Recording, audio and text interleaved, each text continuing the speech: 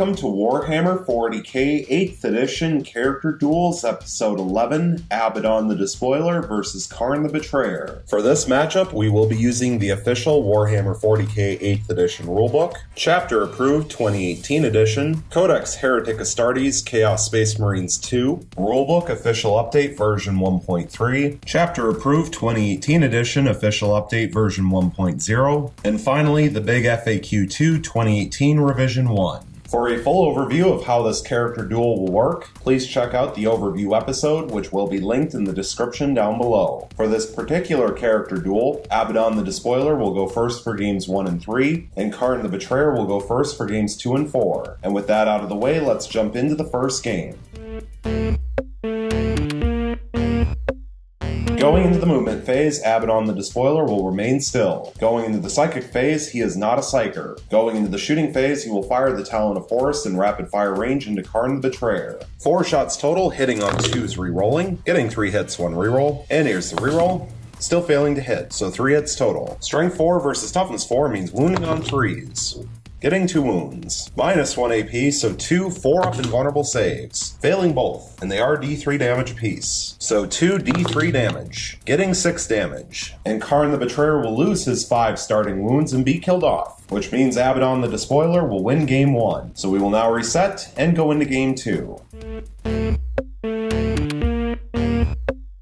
Going into the movement phase, Kharn the Betrayer will remain still. Going into the psychic phase, he is not a psyker. Going into the shooting phase, he will fire Kharn's plasma pistol into Abaddon the Despoiler. 1 shot, hitting on 2s rerolling, getting a hit. Strength 8 versus Toughness 5 means wounding on a 3, and it wounds. Minus 3 AP, so 1 4-up invulnerable save, which fails, and it is 2 damage. However, thanks to Dark Destiny, any damage that Abaddon suffers is halved rounding up, so it will actually only be worth 1 damage. So Abaddon the Despoiler will fall from 8 starting wounds down to 7. Going into the assault phase, Kharn the Betrayer will declare a charge on Abaddon the Despoiler. And Abaddon will overwatch with the Talon of Horus in rapid fire range, 4 shots total, hitting on 6s rerolling, failing to hit, getting all 4 rerolls. And here's the rerolls. Now getting 3 hits. Strength 4 versus Toughness 4 means wounding on 4s. Getting 2 wounds. Minus 1 AP, so 2 4-up invulnerable saves, passing 1 and failing 1, and it is D3 damage. And here's the D3 roll, inflicting 1 damage. So Kharn the Betrayer will fall from 5 starting wounds down to 4, and now he will automatically make his charge. Going into the fight phase, Kharn will begin by placing all of his attacks onto Abaddon. 7 attacks base on the charge with Gorechild, hitting on 2s. Getting all 7 hits. Strength 6 versus Toughness 5 means wounding on 3s. Getting 4 wounds. Minus 4 AP, so 4 4-up invulnerable saves. Passing 1, failing 3, and they are D3 damage apiece. So 3 D3 damage, inflicting a total of 6 damage. However, thanks to Dark Destiny, the damage of each strike is halved separately, rounding up. So the 1 will stay a 1, the 2 will become a 1, but the 3 will become a 2. So 4 damage will be inflicted. And Abaddon the Despoiler will fall from 7 wounds down to 3. And now Kharn the Betrayer will get to attack for a second time. 7 attacks base on the charge with Gorechild, hitting on 2s. And that's pretty bad. Getting 4 hits. Strength 6 versus Toughness 5 means wounding on 3s.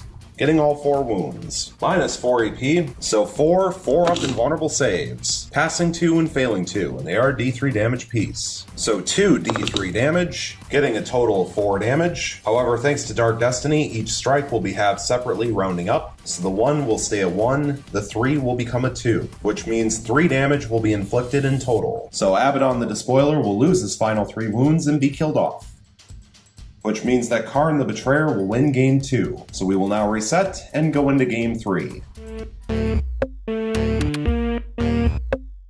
Going into the movement phase, Abaddon the Despoiler will remain still. Going into the psychic phase, he is not a psyker. Going into the shooting phase, he will fire the Talon of Horus in rapid fire range into Kharn the Betrayer. 4 shots total, hitting on 2s rerolling, getting 2 hits, 2 rerolls. And here's the rerolls. Getting 2 additional hits for 4 hits total. Strength 4 versus Toughness 4 means wounding on 4s.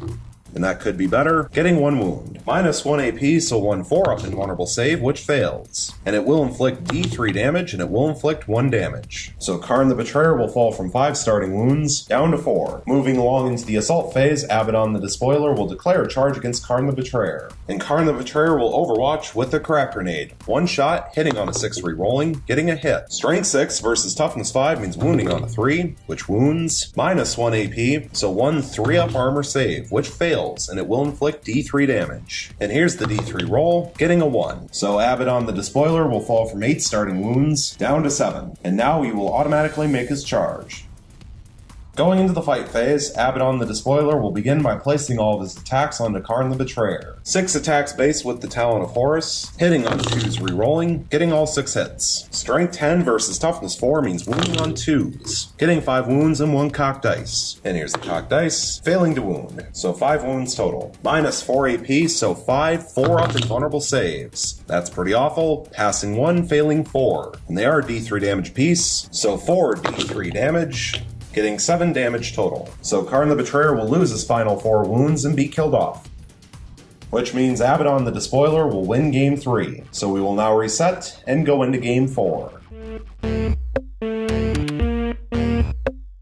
Going into the movement phase, Kharn the Betrayer will remain still. Going into the psychic phase, he is not a psyker. Going into the shooting phase, he will throw a crack grenade onto Abaddon the Despoiler. 1 shot, hitting on a 2 re-rolling, getting a re-roll, and here's the re-roll, now getting a hit. Strength 6 versus Toughness 5 means wounding on a 3, and it wounds. Minus 1 AP, so 1 3-up armor save, which passes. Moving along into the assault phase, Kharn the Betrayer will declare a charge against Abaddon the Despoiler. And Abaddon will overwatch with the Talon of Horus in rapid fire range, 4 shots total, hitting on 6s, re-rolling, getting a hit and 3 re-rolls. And here's the re-rolls.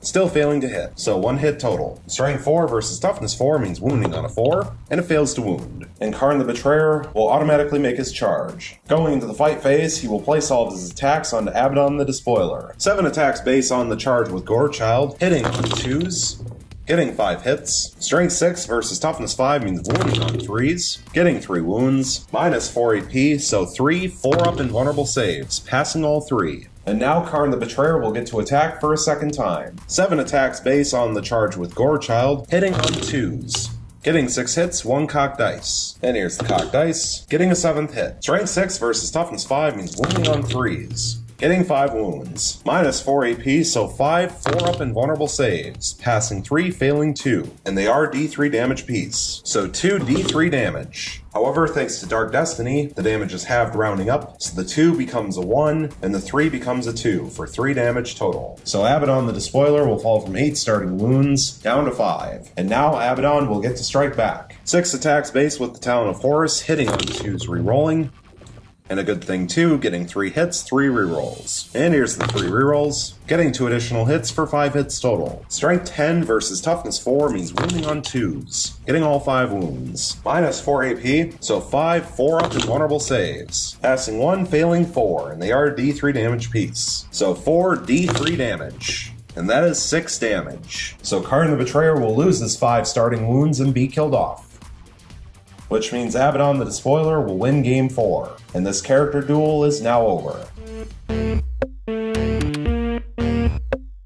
And so, for the final results of Warhammer 40k 8th edition Character Duels Episode 11, Abaddon the Despoiler vs. Kharn the Betrayer, we have Abaddon the Despoiler with 3 wins and 1 loss, and Kharn the Betrayer with 1 win and 3 losses. Which is honestly a little surprising, considering how much more expensive points-wise Abaddon is compared to Kharn, and also when considering how much better Abaddon's stats are when comparing their datasheets. I really expected Abaddon the Despoiler to win all 4 games, but I guess even when you have Dark Destiny on your side, failing that many 4-up invulnerable saves is going to cost you the battle. For Kharn the Betrayer, I think he put up as good of a fight as he possibly could have, considering he doesn't have any psychic powers, and he has no way to reroll hit or wound rolls when it comes to close combat attacks, so he's forced to take whatever the dice give him. And unfortunately, when facing off against a character such as Abaddon the Despoiler, who is toughness 5, it's a difficult decision in the shooting phase